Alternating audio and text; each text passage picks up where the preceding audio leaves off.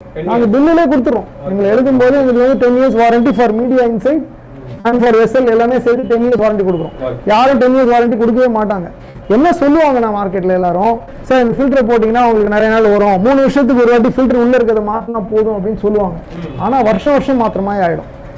அதுவே அவங்களுக்கு பெரிய எக்ஸ்பென்சஸ் ஆகிடும்.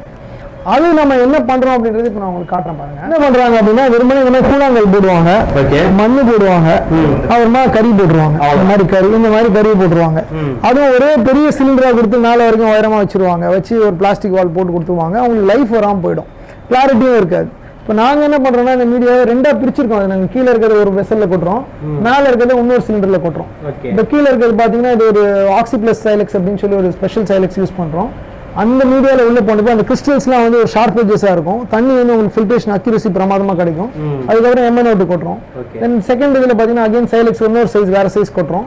அதுக்கப்புறம் உங்களுக்கு ஆக்டிவேட்டட் கார்பன் கொடுக்குறோம். அது வந்து இதோட அயோடின் வேல்யூ பார்த்தீங்கன்னா 900+ உங்களுக்கு. இது பாருங்க, இந்த குவாலிட்டி பார்த்தாலே உங்களுக்கு தெரியும். பாருங்க இது எப்படி இருக்குன்னு பாருங்க, ஷார்ப் உங்களுக்கு அப்படியே இதாக இருக்கும்.